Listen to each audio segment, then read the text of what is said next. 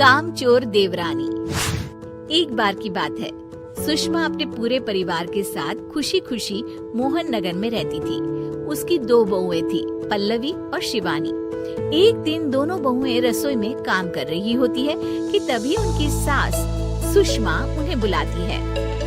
अरे बहू, जरा इधर तो आना। शिवानी, जरा जाकर देखना सासू माँ क्या कह रही हैं। दीदी आप ही देख लो ना जाकर, आपको भी तो सुनाई दे रहा है। अरे मैं आटा गूंद रही हूँ ना, तुम चली जाओ। हाँ तो मैं भी तो सब्जी काट रही हूँ ना दीदी। अरे बहू जल्दी आओ। ओह, ये तो जाएगी नहीं। मैं ही जाकर देखती हूँ कि क्या करना है। पल्लवी सुषमा के कमरे में जाती है। जी मम्मी जी, क्या हुआ? शाम को घर पर कुछ मेहमान आने वाले हैं, तो तुम अच्छा सा खाना बना लेना बहू।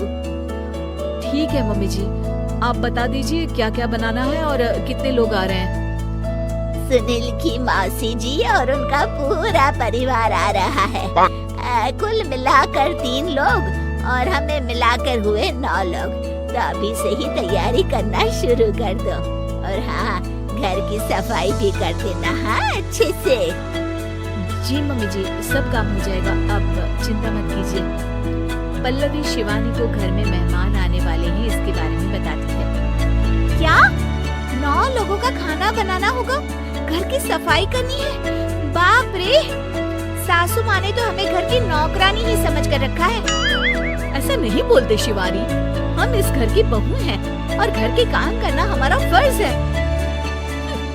दीदी तो है ही सासू माँ की चमची, जब देखो सासू माँ सासू माँ। मैं तो इतना सारा काम नहीं करने वाली। शिवानी कपड़े लेकर गमला साफ कर रही होती है और चक्कर आने का नाटक करने लगती है। मेरा सिर चकरा रहा है। तभी वहाँ पल्लवी और सासू माँ जाते हैं। अरे बहू, क्या हो गया तुम्हें? मम्मी जी, बहुत तेज सर में दर्द हो रहा है। तुम एक काम करो शिवानी, आराम कर लो। नहीं नहीं दीदी, घर में मेहमान आने वाले हैं, मुझे आपकी मदद करनी चाहिए। अरे कोई बात नहीं शिवानी, तुम आराम कर लो, मैं सब काम कर लूंगी। ठीक है दीदी, अगर आप इतना कह रही हैं तो आराम कर लेती हूँ। शिवानी आराम से अपने कमरे में मैगजीन पढ़ रही होती है। इसे कहते हैं आराम की जिंदगी। इतना सारा काम। चलो, सारा काम खत्म हो गया, शिवानी को देख आती हूँ। शिवानी अपने कमरे में ईयरफोन में गाने सुनते सुनते सो जाती है और उसके साइड में मैगजीन भी रखी होती है। पल्लवी वहाँ आ जाती है और वो सब देखती है। ओहो, तो मतलब सब काम चोरी का बहाना था। अभी बताती हूँ इसको। घर का सारा काम मुझे करना पड़ा और ये महारानी यहाँ मैगजीन पढ़ रही है, गाने सुन रही है। पल्लवी रसोई से एक प्लेट और चम्मच लेकर आती है और शिवानी को थाली बजाकर उठाने लगती है। शिवानी अचानक से उठती है। उठ गई महारानी, गाने भी सुन लिए, मैगजीन भी पढ़ ली। तुम तो बहुत बड़ी झूठी निकली शिवानी। तुमने सर दर्द का बहाना बनाया ताकि काम करने से बच सको।